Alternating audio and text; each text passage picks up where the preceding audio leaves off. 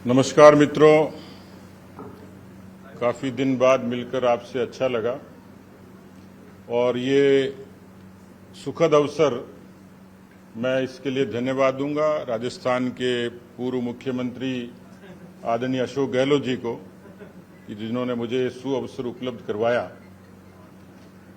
उनकी press conference सुनी और काफ़ी चीज़ें उन्होंने मुझे दोबारा से याद दिला दी। एक गांव में एक जुनूनी आदमी था, तो लोगों ने कहा कि भाई गांव में आग मत लगा देना। तो उसने कहा ये अच्छी बात याद दिलाई, अब तो लगाऊंगा ही। तो अशोक जी ने बातों बातों में कुछ गड़े मुर्दे उखाड़े हैं जिसका जिक्र मैं आगे करूंगा। एक तो उनके जीवन को जब मैं देखता हूं, मैं जब राजनीति में आया था तो मुझे भी लगभग 40 बरस हो जाएंगे और मेरे से भी बहुत पहले हैं, वरिष्ठ हैं। राजस्थान की राजनीति में इस पीढ़ी में तो मेरे ख्याल से जो सत्ता में बहुत लंबे समय तक रहे उनमें से वो शुमार हैं, शीर्ष पदों पर भी रहे। आज की प्रेस कॉन्फ्रेंस सुनी और मुझे पार्टी का हुक्म हुआ कि उनकी प्रेस कॉन्फ्रेंस को आपको काउंटर करना है।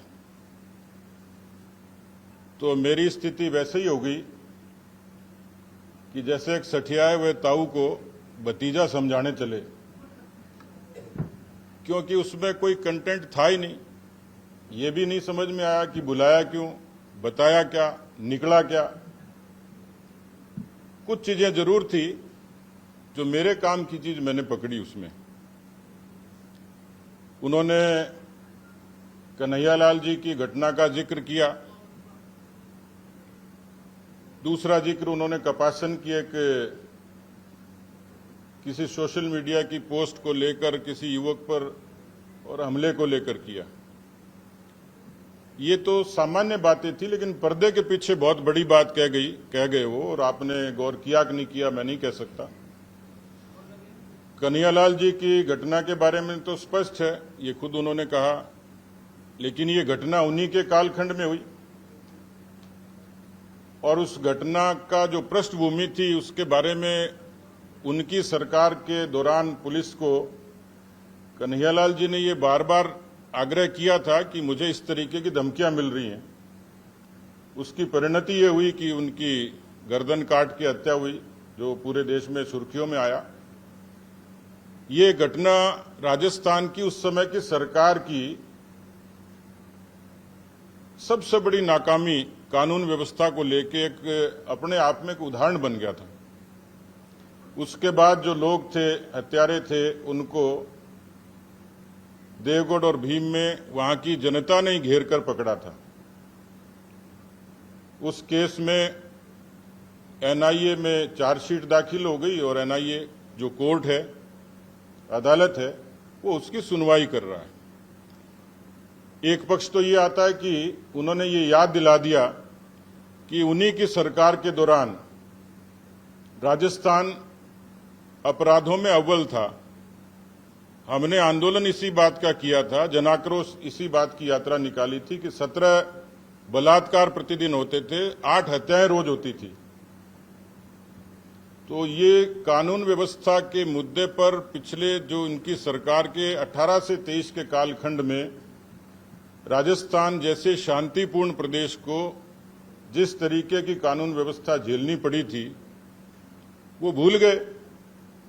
सांप्रदायिक दंगे 10% ज्यादा हुए किसी अन्य सरकारों के मुकाबले, उसमें इजाफा हुआ। आपको भी स्मरण होगा कि करौली और जोधपुर के सांप्रदायिक दंगे अभी लोगों के जख्म मिटे नहीं हैं। ये वही सरकार थी जो ट्रांसपेरेंसी इंटरनेशनल ने उस समय रिपोर्ट की थी कि अपराध भ्रष्टाचार में नंबर 1 कोई सरकार है तो अशोक गहलोत जी की सरकार है। एक लंबी फहरिस्त है, अपराध, कानून व्यवस्था, भ्रष्टाचार, बेरोजगारी, पेपर लीक, ये सारे ऐसे मसले थे जिनके कारण उनको सत्ता से बाहर जाना पड़ा। अब उनको याद आ रही है, लेकिन मैं उनकी प्रेस कॉन्फ्रेंस से मुझे याद आता है, मैं पिछले कुछ वर्षों से उनको देखता हूं। फड़ी फोड़नी नहीं, हुक्म तोड़ना नहीं। कई निठल्ले लोग होते हैं, उनके बारे में ये कहा जाता है काम कुछ नहीं करना। जब वो अपोजिशन में होते हैं, सिर्फ अखबार में कांग्रेस पार्टी को जिंदा रखते हैं, अपने आप को बनाए रखते हैं। एक आंदोलन उनके खाते में हो कि विपक्ष के नाते अशोक गहलोत जी ने कोई प्रखर आंदोलन की अगुवाई करी, ये पूरी कांग्रेस पार्टी की फितरत है। सत्ता से बाहर उनको सुहाता नहीं है, उनको तकलीफ होती है, और इसलिए विपक्ष का धर्म क्या भूल जाते हैं। और इसलिए अपनी पार्टी को बयानों से उनको जिंदा रखना ये अच्छे से आता है। इस बात को तो मैं मानता हूं कि 5 साल अखबारों में ही रहेंगे, उनको सुर्खियों में बने रहना भी आता है। प्रधानमंत्री जी की विजिट हो रही है, कभी गृह मंत्री जी की विजिट से पहले ऐसी प्रेस कॉन्फ्रेंस करेंगे, कभी प्रधानमंत्री जी से। आपने इस प्रदेश को हर लिहाज से 4,71,000 करोड़ का कर्जा था, जितनी बाकी उनकी खूबियां मैंने बता दी, और भी बहुत लंबी फहरिस्त है। ऐसे ऐसे मसले हुए कानून व्यवस्था को लेके, थानागाजी के दुष्कर्म से की घटना से तो सरकार की शुरुआत हुई थी। कृष्णा वाल्मीकि की हत्या झालावाड़ में होती है, पूरे प्रदेश का एक दृश्य था कि जिसमें अनुसूचित जाति और जनजाति पर 18% अपराध ज्यादा हुए थे। तो जिस तरीके की उन्होंने बातें कही हैं, मुझे नहीं लगता बिल्कुल बेसिर पैर किसी बातें थी, कोई कंटेक्स्ट नहीं था, कोई उनके पास किसी तरीके का कंटेंट नहीं था। लेकिन इतना बड़ा राजनीतिज्ञ व्यक्ति इस तरीके की भ्रमित बातें करे। उन्होंने कहा कि मैं कालवाड़ रोड पे गया, सड़क में खड्डे थे। मैंने तो एक दिन पूरा जोधपुर का लाइव वीडियो दिखाया था। हालांकि अच्छी बात ये हुई थी कि उसके बाद उसमें फटाफट उन्होंने कहा कि दूसरा वीडियो है, उससे पहले इसका पैचवर्क कर दो। तो ऐसी बहुत सारी चीजें हैं, लेकिन उन्होंने जो खास बात कही जिसका मैं जिक्र करना चाहूंगा, कोरोना का कालखंड था और 162 मौतें प्रतिदिन होती थी, और सरकार बाड़े में बंद थी। सरकार बाड़े में क्यों बंद थी? आरोप तो हम पर लगाते हैं। किसी पत्रकार के प्रश्न के जवाब में भी उन्होंने कहा कि एफआईआर लगना, केस खत्म नहीं होना होता है, यानी इस बात का एडमिटेंस है। लेकिन ये पृष्ठभूमि, हमारे ऊपर तोहमत लगाते हैं, इल्जाम लगाएंगे, फिर बात करेंगे, लेकिन उनकी ही सरकार का नजरिया है, उनकी सरकार का ही घटनाक्रम है, उनकी पार्टी का ही घटनाक्रम है कि उन्हीं के सरकार के, उन्हीं की पीसीसी के चीफ और उन्हीं सरकार के उप मुख्यमंत्री को राजद्रोह जैसा मुकदमा दर्ज करना पड़ा उनको। दुनिया की कोई सरकार इतने दिन बाड़े में नहीं रही होगी।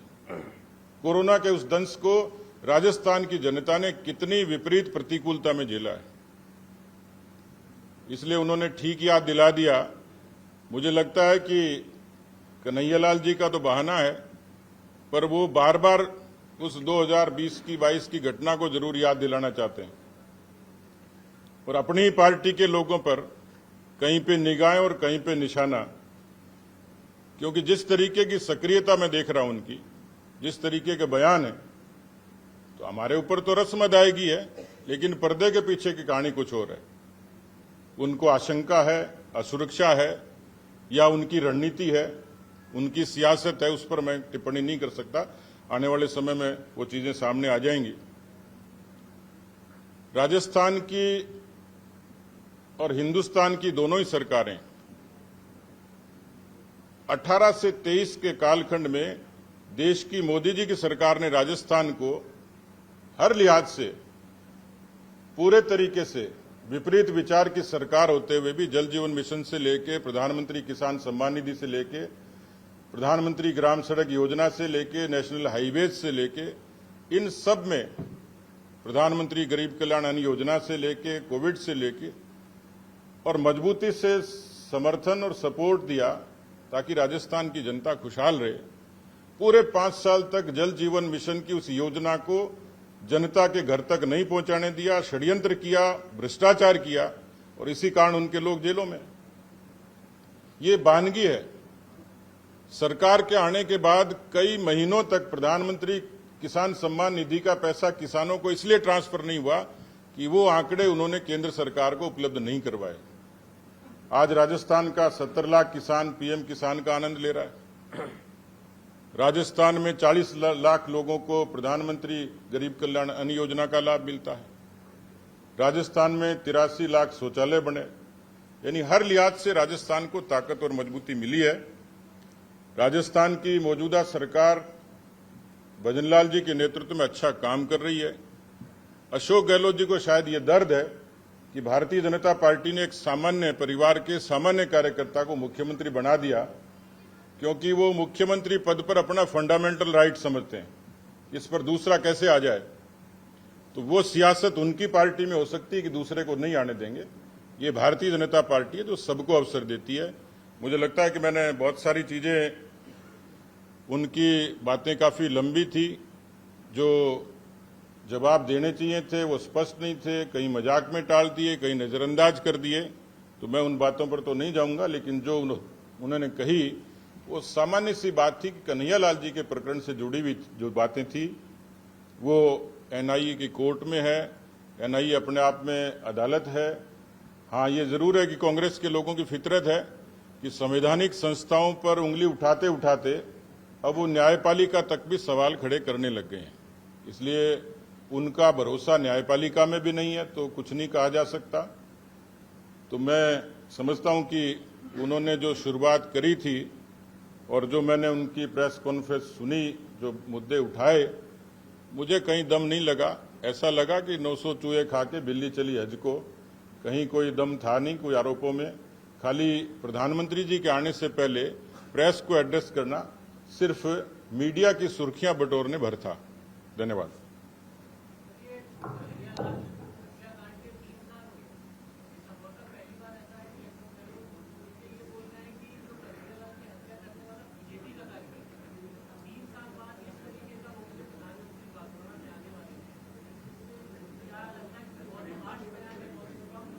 इसलिए मैं कह रहा हूं कि इसका कोई सिर पैर नहीं है। एक उन्होंने कागज दिखाया जिसमें हमारे उस समय के नेता प्रतिपक्ष और अभी वर्तमान राज्यपाल गुलाबचंद कटारिया जी के साथ में कोई शख्स खड़ा है, उसकी फोटो है। और ये खुद भी कह रहे हैं अशोक जी की फोटो तो कोई भी कहीं खिंचवा सकता है। अब मैं यदि रिसर्च करूंगा तो अशोक जी के साथ भी बहुत सारी फोटो दिखा सकता हूं। तो ये तो बेबुनियाद सी बेसिर पैर सी बात है। उसके बाद कह रहे हैं कि बीजेपी के लोगों ने बचाने की कोशिश की। कोई रिकॉर्ड है क्या? कोई प्रमाण है? तो एक चलती फिरता सा आरोप है जिसमें कोई दम नहीं है। इसकी बात वहीं खत्म हो जाती है कि भारतीय जनता पार्टी ने और एनडीए की सरकार ने, गृह मंत्री जी ने संज्ञान लेते हुए इस मामले को तुरंत एनआईए को ट्रांसफर किया और एनआईए इसकी सुनवाई कर रही है। चार्जशीट दाखिल होगी। मुझे लगता है कि उनके सवाल का जवाब यहीं खत्म हो जाता है।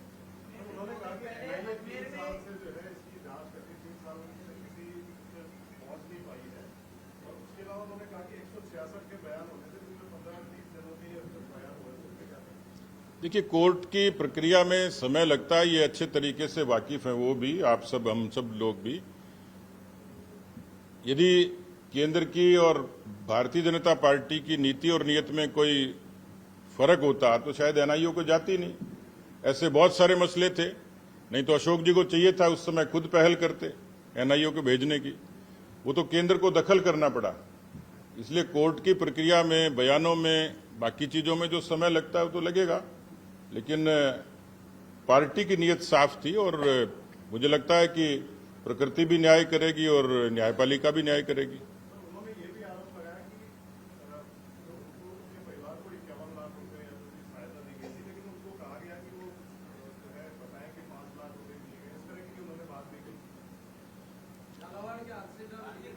मेरे ख्याल से वो दोनों ही बच्चे यहाँ हमारे पार्टी कार्यालय में आए थे जब अशोक जी ने घोषणा की थी। उनको बहुत अरसे तक कोई रिलीफ मिली नहीं थी। उन्होंने बड़ी बड़ी बातें की थी।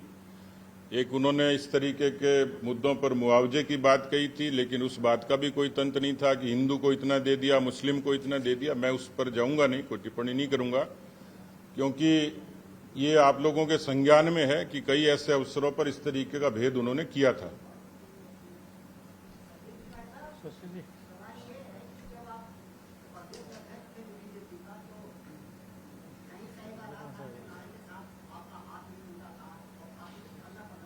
पैर टूटा था।